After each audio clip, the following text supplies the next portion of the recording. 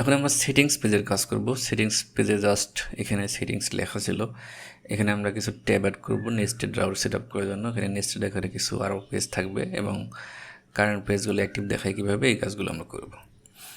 তো এটার জন্য দেখেন এখানে আমাদের সেটিং যে লেখাটা ছিল এটার এখন তুলে দিয়ে আমি এখানে জাস্ট কিছু ট্যাব অ্যাড করবো। ট্যাব অ্যাড করার জন্য এখানে যদিও ট্যাব বলতেছি কিন্তু এগুলো হবে রাউটার লিঙ্ক। এখানে একটা ট্যাব নামে ডিভ নিচ্ছি, এর ভিতরে আমি কিছু রাউটার লিঙ্ক নেব।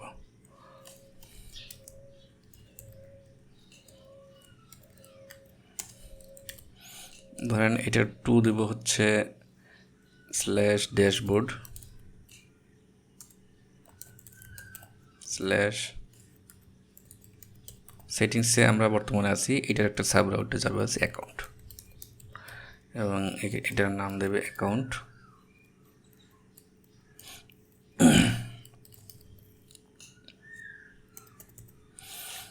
একইভাবে আমরা এখানে ওয়েবসাইট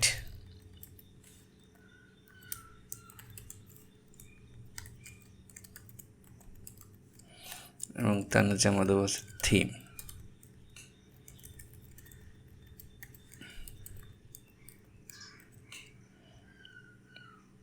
ওকে, এবং এর নিচে আমরা যেই রাউটটা অ্যাক্টিভ আছে সেটার আউটপুট দেখবো। এটার জন্য আমি এখানে ধরেন রাউটার ভিউ কম্পোনেন্ট ইউজ করব। তাহলে যদি সেভ দিই, এখানে দেখেন আমাদের তিনটে লিঙ্ক দেখাচ্ছে। এই একটা সেটিংস অ্যাকাউন্ট, এই পেজগুলো নাই, যার জন্য এখানে কিছু আসতেছে না।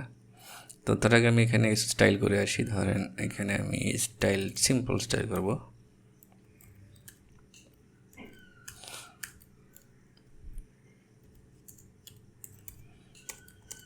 ট্যাবের ভিতরে যে রাউটার লিঙ্ক তো আলটিমেটলি অ্যাঙ্কর ট্যাগে রেন্ডার করে, তাহলে এখানে যে এই ট্যাগ থাকবে সেটা স্টাইল করে দিচ্ছি। স্টাইলটা আমি পেস্ট করে দিচ্ছি।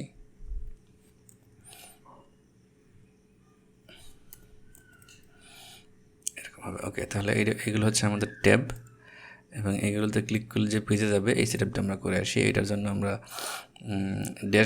ড্যাশবোর্ডের ভেতরে আমরা একটা সাব ফোল্ডার করে নিচ্ছি। ধরেন সরি,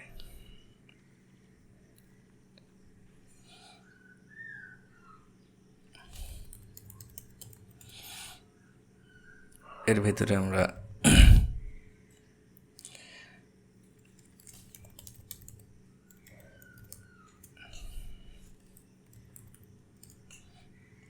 অ্যাকাউন্ট জাস্ট আমি লিখে রাখতেছি অ্যাকাউন্ট,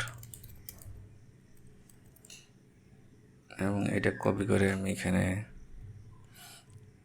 আরও দুটো ফাইল বানাবো।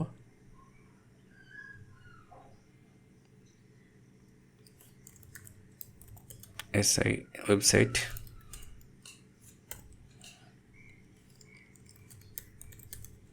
আচ্ছা আমরা তো কম্পোজিশনে এখন ইউজ করতেছি না, সেটআপটা আমরা বাদ দিয়ে দিচ্ছি।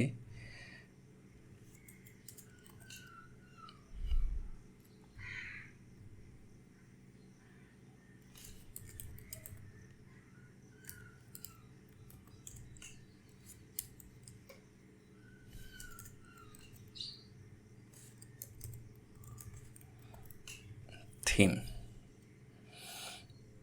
ওকে, তাহলে এই পেজগুলো এখানে দেখাবে। এই সেটিংসটা আমাদের রাউটারে কনফিগার করে আসতে হবে। তো এটার জন্য আমরা এখানে দেখেন রাউটার লিঙ্ক, যে রাউটারের ইন্ডেক্স জেস আছে সেইখানে আমরা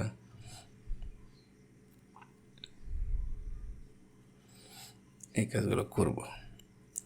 তো শুরুতে দেখেন আমাদের এখানে সেটিংস পেজে ক্লিক করলে ড্যাশবোর্ড স্ল্যাশ সেটিংস থাকছে, কিন্তু আমরা এখানে এটা না করে আমরা একটা সাব রাউটে রিডাইরেক্ট করে দেবো সেটিংস স্ল্যাশ অ্যাকাউন্টে। তো সেটাও আমরা ইজিলি করতে পারি। এটার জন্য আমরা এখানে দেখেন যে সেটিংস যে রাউটটা আছে এখানে আমরা কমা দিয়ে রিডিরেক্ট দিতে পারি, এবং রিডিরেক্টে ধরেন আমি দিচ্ছি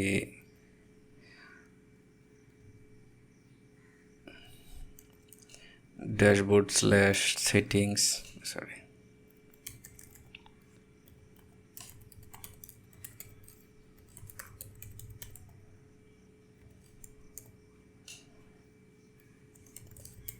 অ্যাকাউন্ট। আর এই যে আমাদের ড্যাশবোর্ডের যে চিলড্রেন আছে এগুলো একইভাবে আমরা এই সেটিংসের আরও কিছু চিলড্রেন অ্যাড করবো। 3টা চিলড্রেন থাকবে এখানে। তাহলে এখানে চিলড্রেন দিচ্ছি একটি অ্যারে, 3টা চিলড্রেন ধরেন এরকমই পাথ এবং কম্পোনেন্ট দিতে হবে।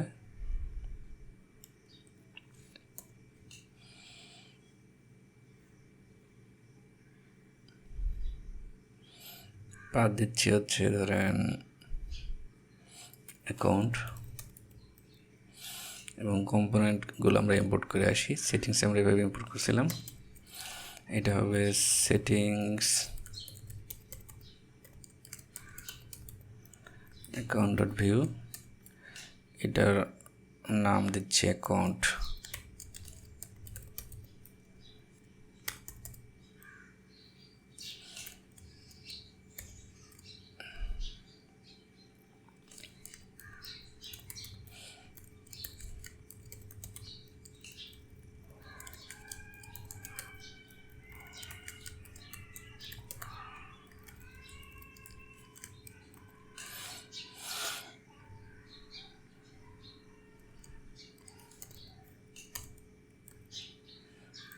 তাহলে এটা একটা চিলড্রেন।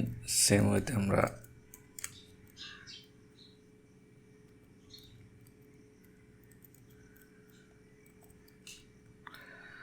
বাকি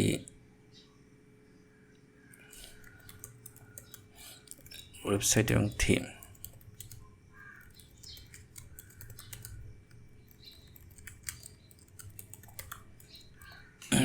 তাহলে আমাদের রাউটার কনফিগার করা শেষ।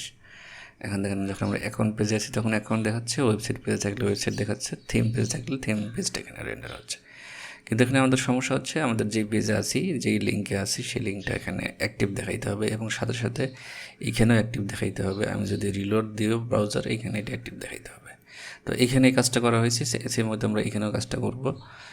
এটা আপনারা অলরেডি দেখে আসছেন যে এটা করার জন্য আমাদের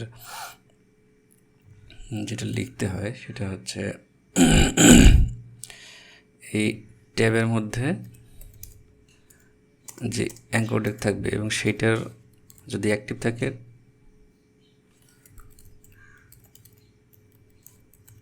router dash link dash active নামে একটি ক্লাস অ্যাড হয়ে যায়।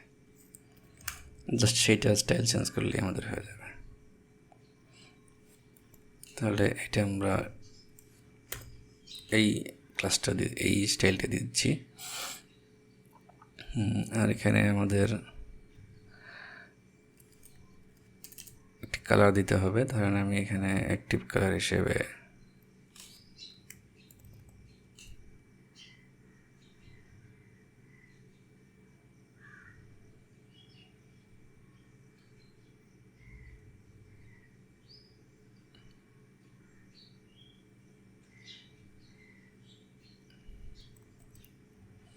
এই কালারটা দিলাম। তাহলে দেখেন এটা অ্যাক্টিভ দেখাচ্ছে। অ্যাকাউন্ট অ্যাক্টিভ থাকলে এইটা, ওয়েবসাইট অ্যাক্টিভ থাকলে এরকম, থিম অ্যাক্টিভ থাকলে থিমটা এখানে লোড হচ্ছে। তো এই ছিল সেটিংসের রাউট কনফিগারেশন। আমরা নেক্সট পার্ট থেকে আমরা এই একটা পেজগুলোর কাজগুলো করব।